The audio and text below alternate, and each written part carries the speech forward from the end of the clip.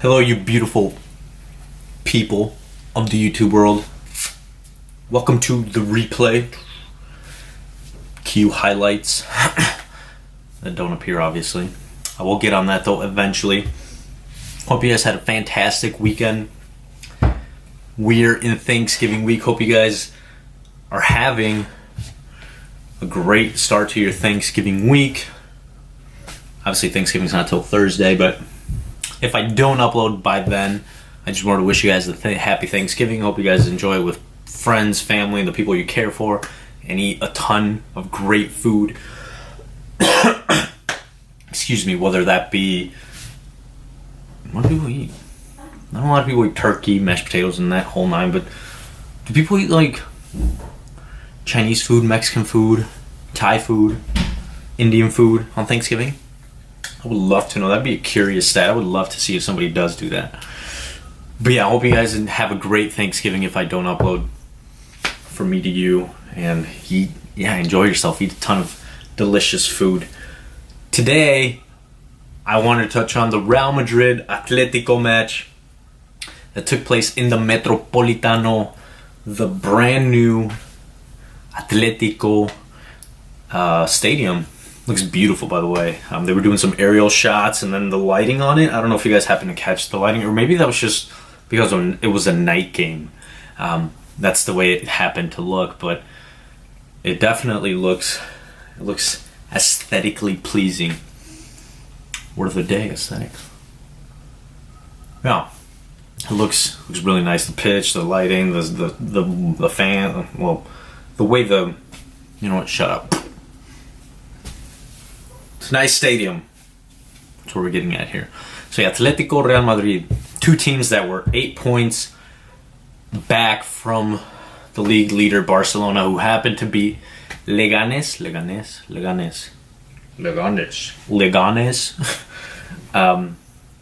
Earlier that day. So either one of these teams,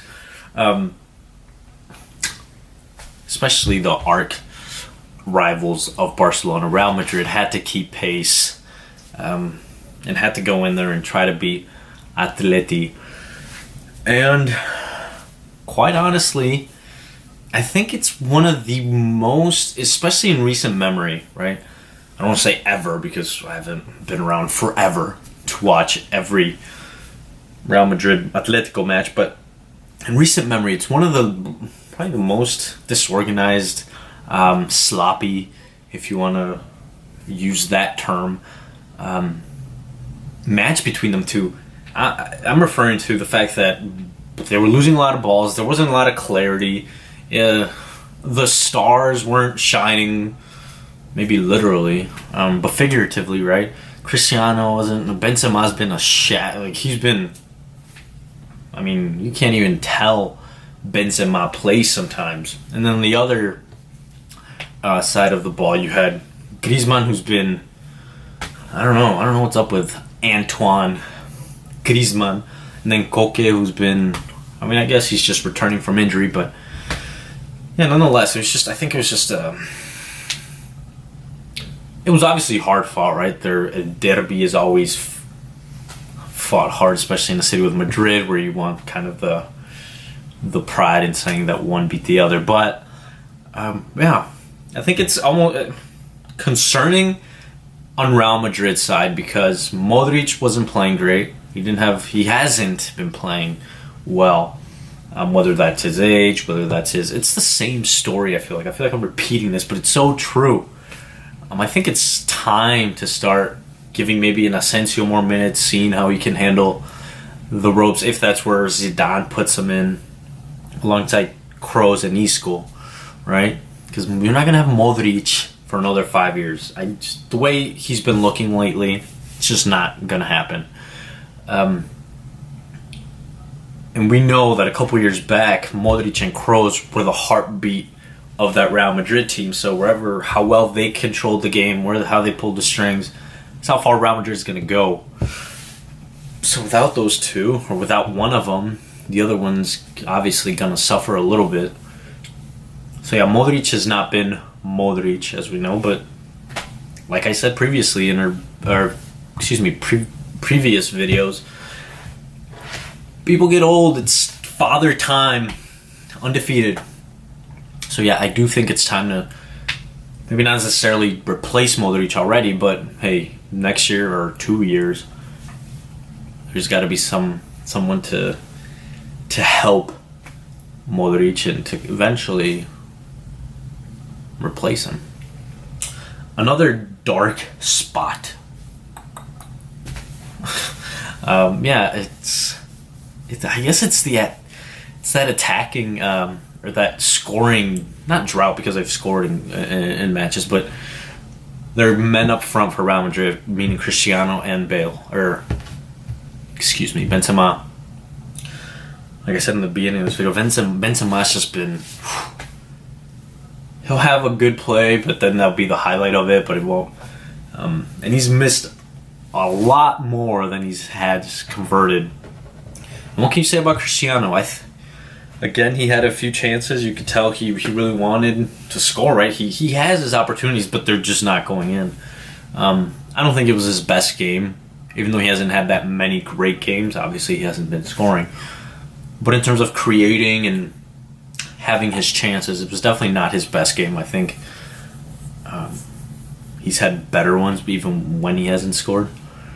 And then the biggest takeaway, even though there wasn't a lot of headlines, was that Sergio Ramos kicked to the face by Lucas Hernandez, I believe his name is. Broken nose. I hear he's going to be playing with a mask though, so I guess he's not going to undergo surgery. And yeah, Real Madrid, I think it's similar to all the great teams in years past. The Barcelona's with Pep Guardiola. At some point, the engine starts slowing down or starts dying a little bit, right? Because be realistic, you can't win everything every year. And yeah, this is a year where Real Madrid's bench, like I've said it, is just not as deep, so these starters have to have a bigger responsibility on their shoulders. Excuse me. And they can't be getting the rest that they have in years past.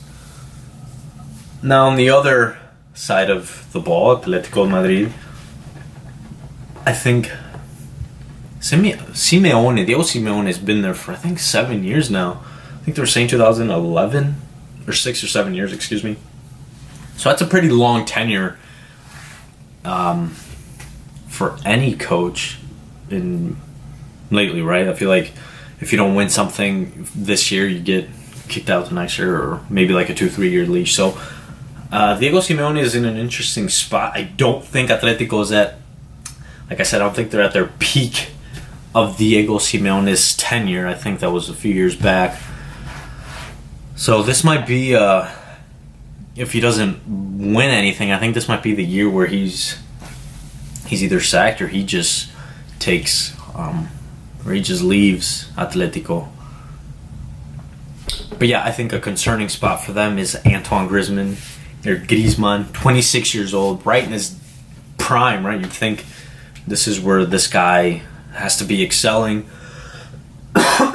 Excuse me.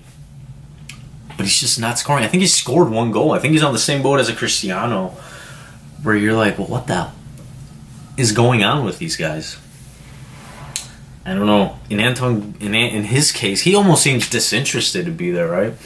I know a few years back, it might have been the beginning of this year, that or a year or two back, the rumor was he's going to Manchester United. He wants out. He's going to go play for Mourinho, and he's going to be getting all his money, yada, yada, yada. He was the big talk of the transfer window, but it didn't end up happening.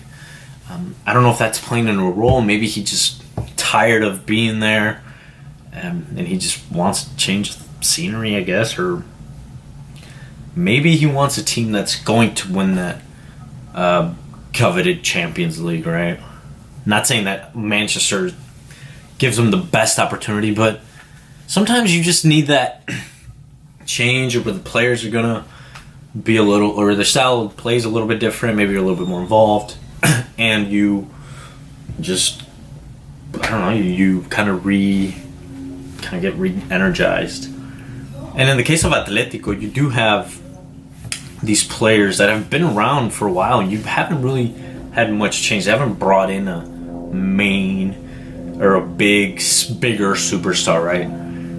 A couple years back, they brought back El Niño, the beloved El Niño Torres. So I don't know. I think Atletico also is in a interesting time period with Diego Simeone. Do I think either of these teams can catch Barcelona? Barcelona's going to have to play bad. And I don't even think Barcelona's played their best football yet. You still haven't had Dembele in there for... I know he played one game and then he got injured. But once Dembele gets going, maybe takes the responsibility off of Luis Suarez up top, who was in a goal drought, who scored 2. Messi's role isn't as big, right? And you have another player who can take some attention off of him. So I think Barcelona, it's going to be tough for anybody. The only team that I could probably see who's playing ridiculously well is Valencia. And it still might be a pretty big stretch. So do I think anybody's going to catch? Right now, I don't think so. Unless something drastic changes and Real Madrid kind of finds their mojo again. It doesn't seem like La Liga might be over in early November or in mid-November. So yeah, that's going to be it for today's video. Just wanted to touch on that big game in La Liga. Let me know what you guys thought if you happened to watch the game, if you didn't. If you watched other football or soccer. Did your team win? What team are you rooting for? And hope you guys have an awesome day. I would love to hear. Comment in the comment section, of course. And let me know what you guys thought over the weekend. I know there was a ton of other matches in the EPL. Juventus lost in the Serie A. So yeah, hope you guys have an awesome day, guys. Take care. Much love.